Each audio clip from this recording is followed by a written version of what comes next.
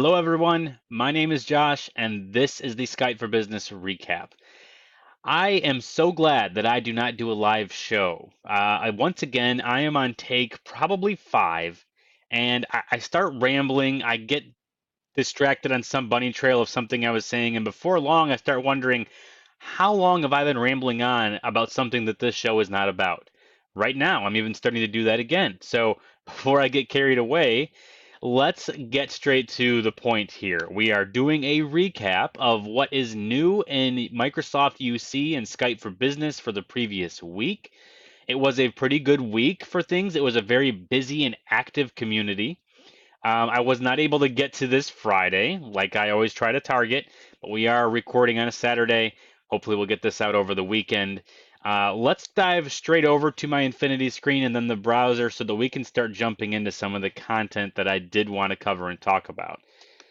All right, there's the Infinity screen and browser. Excellent. So, the first tab we've got here is Twitter. I've got a couple Twitter tabs that I'm going to share. But this first one was a post that Thomas Poet had put out there, Office Servers and Services MVP over in Europe. And he was commenting on the joint Skype for Business European user group that took place this last week.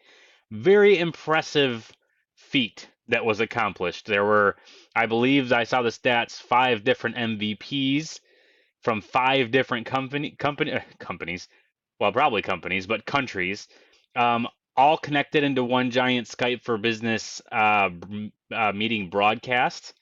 And that was, there was about, 5 different sessions from each of them. And the audiences from each of the different countries, each of the individual live local user groups, were able to tune in to the speeches and the presentations from all other groups. That is just a phenomenal concept and a great idea, and it sounds like it was executed very nicely. On top of the live local attendees in all 5 countries, it was a meeting broadcast, right? So there was the capability to share the link out and have even more people join. Thomas shared some of those stats with us, and an impressive 130 plus people were at these user groups live, all linked together around 5 different countries, and then 624 broadcast attendees. That is a good, healthy number and nothing to bat an eye at. Huge congratulations to all the MVPs that were a part of organizing and setting this thing up. An amazing feat indeed. It's making me wish I had time in my schedule to attend this. Unfortunately, it was a very busy work week and the times didn't line up. But super awesome. I would not be surprised if this is not the last time that this is done or organized. What a cool deal. So nice job, guys. Thanks for sharing these stats, Thomas. Let's move along here. I wanted to call out a couple tools that were maybe developed, if not this week, in a week prior or recently. This first one is UC Now, and I've talked about UC Now once or twice in the past. But UC Now is a tool that has been built by Michael Tressler, who works at Microsoft as a senior consultant there. He goes by the alias of FlinchBot on Twitter, and as you can see, we are on flinchbot.com/UCNow. You can also go to uc-now.com and get this same page. But this is an amazing tool, one that I use often when I'm pulling in content and gathering things up for the recap. As you can see, this is pretty much an aggregator of various news from across blog posts and different places on the web that he is tracking things. If we look, it's broken down by categories here: Exchange or Skype for Business. If we go over to Skype for Business, we'll sort. We now have a stream here of different posts and in historical order that were done over the week, and it's in chronological order here, so we can see what was new from all the places he's pulling in stuff. Okay, this is super cool. As we look down here beyond the main categories, we've got a number of places that he is tracking and linking to. Certification program, Ken Lasco's dialing rule optimizer, operations framework, Skype validator, The Skype for B recap is on here. The Skype show, video broadcast series from the Skype for Business product team. Great, healthy, central place to get the latest news and to keep up when you haven't been able to keep up in the community. On top of this page, which, like I said, I love using this, one of the tools I'm using on a regular basis is the Android client up here. And there is not an Apple client, okay? There is an Android client and I believe a Windows client, but you can install the UC Now Android client, same menu available. It's beautiful. It's a great tool, a great resource if you are trying to keep up. And especially those of us who are on our phones more often than we are on a laptop, having this app, if you're an Android person, is a must in our field. So a big thank you to Michael for not just building this a long time ago, but keeping it updated and putting this initiative out there for us. The Android app recently got a facelift, and a lot of work was put in there. Great job on that again. That is awesome. So feel free to check this out. Check out the site. Try out the app. I'm guaranteeing you're going to find it useful. All right. Moving along. Another app, UC Day UK. This is a handy little post on the ucday.co.uk site showing that they are getting a mobile app that is going to be hitting the Android and iOS stores very soon for UC and Cloud Day 2017. Very cool news. Getting right up there with the likes of Ignite and the other big conferences that have Enterprise Connect. They have their very own app out there to track sessions. That's what this does. Gives you the time of sessions, session titles, who are the sponsors, who are the speakers. Very cool app. And what maybe it'd be cool one of these days too if you're able to kind of build your own agenda and schedule, right? So, but they're starting here as you read down and look at some of the screenshots. Here's some sponsors. And like they say, they're still in the process of developing this app to ensure that they give the very best experience to our attendees. So if you are going to UC Day UK this year and you are gearing up and seeing how you can prepare, keep your eyes peeled for an announcement of when this app hits the stores and get it and start tracking and planning out your time at UC Day 2017. Great job on this, guys. Andrew, as we can see, Andrew Price put this blog post together here, and he is the founder and one of the co-organizers for this event over in the UK. So great job, Andrew and team. Okay, this Dave Michaels. Most of you who follow anywhere in the Twitter or LinkedIn space are aware of who Dave Michaels is. He does work and content for No Jitter. He's a speaker, author, as his little bio over here says, founder of Talking Points, covering enterprise communications. His sweet spot is hitting all these big conferences, getting the latest news, weighing in on different business moves that are happening within the industry, and of course, people like organizations like Microsoft or Enterprise Connect organizers, they want Michael to be there or Dave Michaels to be there because he is one that is going to distribute the news, hit a large audience that is curious on what his take is with all the news that is being delivered. So that's who he is. If you're not familiar with him, he's a great person to follow on Twitter for his insight and his thoughts on various things that happen. This week, though, he really kind of caught my funny bone, but created some sort of unholy abomination by slipping a pair of Cisco Spark socks into Skype for Business slippers. Just, oh my gosh, Dave.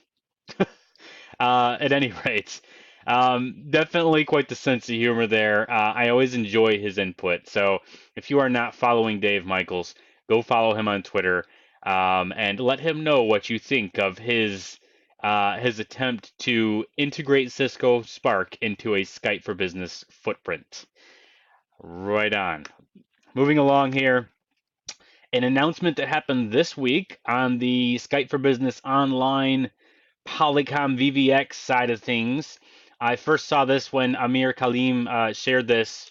He is the principal program manager on the product team there at Skype for Business. And Essentially, there is now a way to update your VVX devices with via Skype for Business Online via policy. And as we read through here, we can see here are the handy little commandlets that we will use when we want to deploy VVX devices in our Skype for Business Online environment. A policy that will allow us to update these devices with the latest firmware. Um, a very important note is called out here. If the tenant is enabled for device updates and is also receiving firmware updates from a local provisioning server, the phones will go into an indefinite reboot loop when there is a conflict in the firmware versions from both of the sources. Yeah, so only configure one or the other. Okay, very good thing to note there. Don't think that it's going to supplement your existing on-prem solution. If you're looking for a more robust way to provision your VVX devices and keep them updated and set other settings, this is not that. This is keeping the firmware updated. So you might want to not use this policy if you need that and instead use another third party. You can do some research on who the different Polycom provision tools are out there. There's just a handful of them, maybe even less than a handful. It's a small collection, and explore that route if you need more than just firmware updating. But this is a welcome addition to the Skype for Business Online portfolio. This was a blog post put out there by Ben Lee, and I shared this one, admittedly, because it is a little bit of a shameless self-plug for me. But Ben Lee has been putting out a series of these posts that have to do with a little bit of Q&A from MVPs and other community thought leaders about what happens to us as Skype for Business pros as focus continues to shift from an on-prem environment to a Skype for Business Online, a cloud-based UC environment. What do we do? And as you can see, this is round 3 of the answers he's collected up so far. He has links to round 1 and round 2 here. And this week's post, both Ian Smith and I were the ones to weigh in and give our thoughts on this. There are a few key questions that are asked, and we give our answers to these questions. Is on-prem going to be left out in the cold because Microsoft wants everyone to have an Office 365 subscription? What does this look like over 5 years? My job is based on installing, upgrading the on-prem side. If we go to cloud, what do I do next? How does that vary by job role? IT pro, consultant, contractor. So we get Ian's thoughts above, and then we get my thoughts below. And he was kind enough to link each of our Twitter and LinkedIn and blogs and MVP pages, YouTube channel, etc. Ben, thanks for this very lovely shout out here. Directing people to seriously go check out the YouTube channel. I really appreciate that and couldn't help but have a little chuckle over that. But at any rate, Ben has a great blog that has been great with a ton of other content on it. But this series in particular is a very pertinent topic that is being talked about and debated about a lot within user groups and private conversations, etc. So I'll share the link to this. Feel free to check out both mine and Ian's thoughts on this, and then check out some of the other posts where there were other people that weighed in as well and see what they thought. I think you're going to kind of see a resounding theme with our answers, but it's great to get the different perspectives. So there's that. Next up, the Skype for Business 2015 client, Link 2013 client, got an update for April. Here we go. We've got the 32-bit and 64-bit downloads, a little bit of an overview on how to install the update, prereqs, etc., and then a list of issues that are fixed by the update. I'm not going to go through these line by line. I'm going to include the link to this page on my YouTube video like I normally do. But please read through this. As you can see, this is no small list here. This is a pretty decent number of issues that were addressed. And as you read through them, you'll notice some of these are pretty big issues or pretty glaring things that if you are dealing with these in an organization, you could definitely see how it would inhibit end user adoption or create frustration among end users who may not be as tech savvy and finding a workaround or just going a different route These things in here might just come across as flat out frustrations with the product. So this update for the client will help address these specific areas. Like I said, read through this, make sure it's not something your organization is dealing with, and if it is, you might want to plan on getting this update rolled out sooner rather than later. Okay, last thing here, one more shameless self plug. A webinar is going to be taking place May 3rd, which is a Wednesday, 10 a.m. to 11 a.m. Eastern Daylight Time.